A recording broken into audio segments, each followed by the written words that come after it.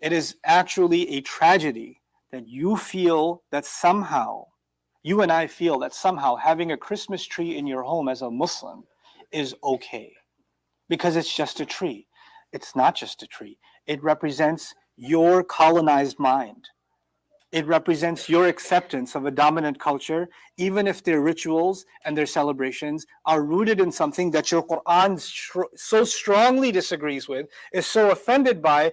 You think it's just a mistletoe. It's just a tree. No, it's not just a tree. It is an imitation of others who are celebrating one of the worst crimes against Allah, shirk. And if they're doing it unknowingly, it doesn't justify you, the Muslim, who knows better, to do that along with them. And you can get offended by what I say. I'm completely okay with that because Allah Azza wa Jalla offends with truth. He says, subhanahu wa ta'ala, when they say, وَقَالُوا اتَّخَذَ الرَّحْمَنُ وَلَدًا, when Ar-Rahman, the most loving, the most caring one, he took a son. Because, by the way, Ar-Rahman was used here for several rhetorical reasons. The mushrikun denied the name Ar-Rahman, but the Christians actually believe that God is love. God is mercy. And it is because of his love and mercy that he had a son that he sacrificed. So they actually use the rahmah of Allah to justify the shirk. So there's a connection made between the rahmah of Allah and the shirk that is done with Isa alayhi salam. So Allah questions that and says, وَقَالُوا اتَّخَذَ الرَّحْمَنُ وَلَدًا لَقَدْ جِئْتُمْ شَيْئًا إِدًّا. You have come forward with something horrifying. And then he says this, تَكَادُ السَّمَاوَاتُ Subhanallah. تكاد السماوات يتفطرن منه وتنشق الأرض وتخر الجبال هدا.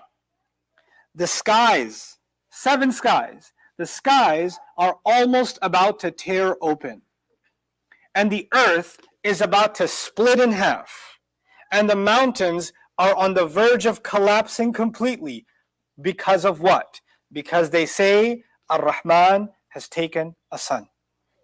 You see, the skies and the earth, understand this point. The skies and the earth, Allah created them in submission to Allah. وَإِن مِّن شَيْءٍ إِلَّا يُسَبِّحُ بِحَمْدِهِ. Surah Al-Isra. Allah says, everything in the creation of Allah, the skies, the earth, the mountains, the clouds, every one of them is declaring the perfection of Allah. Okay? That's the first thing I want you to understand. The second thing, when someone says the word of shirk, Allah has taken a son, then the skies and the earth are actually listening. These creations of Allah that are more Muslim than you and I because they all surrender. سَبَّحَ لِلَّهِ مَا فِي السَّمَاوَاتِ وَمَا فِي الْأَرْضِ. All of the creation of Allah is listening to those words. And when they listen to those words, it goes against the khalq that Allah made them. Allah made them to do tasbih of Allah. And they're hearing something that violates the tasbih of Allah, the perfection of Allah. And so they want to not exist anymore because they have to hear this thing. They want to tear open. They want to collapse. They want to fall apart. And Allah is holding them together. It's as if Allah is describing for the skies and the earth, this shirk is unbearable for them. It's unbearable. How graphic, how intense is this description? How offended is the entire universe that Allah created over these words? And for you and I, it's just become, but it's their culture, it's okay. No, you can be kind, courteous, friendly. You can actually pray for them.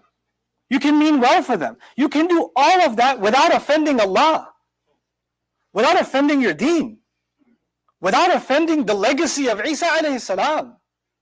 So I don't think this is just a casual thing, personally. If somebody else believes it is, I can respect their view, but I can't find it convincing. And I would argue for our kids, especially for our young generation, they need to know the seriousness of what they believe. If you instill in them this inferiority complex, that their celebrations have to look like other people's celebrations. They have to celebrate the religious holidays of others. Well, if today you have no problem with a Christmas tree in your house, well, if you live in a Hindu-dominated society and they want to celebrate, one of their gods, and they just have a little model in their home, then maybe you should have that next year too, because it's just an action figure. It's no big deal. It's just we're just doing the same thing as that, but we don't mean anything by it. And pretty much eventually you'll have everything else being copied. You'll have a flavor of every other religion, and the only thing that will be lost is your own iman. These celebrations are not a small thing. They may be meaningless to others, but every one of these actions is meaningful to us. It's meaningful to us. and turn the tables. I don't even make this argument. Some people say, well, they wouldn't celebrate Eid for you. But even if they did, it wouldn't make it right. Even if somebody came and told you Eid Mubarak, good. They told you Eid Mubarak. That doesn't mean that you can now be merry at Christmas. It doesn't change the facts. Allah has given us what He's given us. And in fact, there were people who came to ask Rasulullah sallallahu alaihi wasallam questions about Christianity, questions about Jesus, questions about salvation. An entire clergy came to him, and they stayed in al-Masjid al-Nabawi. Look at the beauty of our religion. They stayed in al-Masjid al-Nabawi. They prayed to Jesus in al-Masjid al-Nabawi, and then they had discussions with Rasulullah sallallahu alaihi wasallam, and part of Ali Imran was revealed, and then they left. The Rasul sallallahu alaihi wasallam made da'wah to them, and then they left. Our deen is so open and so permissive that for someone to think, unless you become like them, unless you copy their celebration or celebrate their celebration with them, somehow you're not really being a kind person. Somehow you're not accepting. Let me tell you, there's enough of this surrender to all else and not enough surrender to Allah. Not enough pride and not enough confidence in what we actually believe. In fact, this is the most opportune time. We are nearly 1/5 of the population of the world. Christianity is the biggest religion in the world. You know what that means? That we have every one of us can have a conversation with 2-3 people. And this is a time where Christendom, Jesus, the birth of Jesus, salvation is on the minds of people. Behind all the gifts and the trees and the mistletoe, this is on their minds. Their faith is on their minds. This is not a time to debate their faith with them, but this is certainly a time to maybe talk to them about what you believe about Jesus. If you really care about your neighbor, you would want them to stand in front of Allah successful. At least they should know something. Maybe, who knows what that conversation will lead them to. What did Allah say at the end? This is Surat Maryam of all things, right? Surat Maryam of all things. Why are we taking this so seriously? Because when this creed was developed, then the idea that I don't have to stand in front of Allah myself was gone. Who is going to stand in front of Allah? Jesus will. He'll take care of me. He paid for my sins. I just have to pay tribute to Him, and then He'll take care of my problem. I don't have to stand in front of Allah and explain myself. How does Surat Maryam end? وَكُلُّهُمْ آتِيهِ يَوْمَ الْقِيَامَةِ فَرْدًا. Every single one of them will come before Him, before Allah, alone, individually. This is coming for every one of them.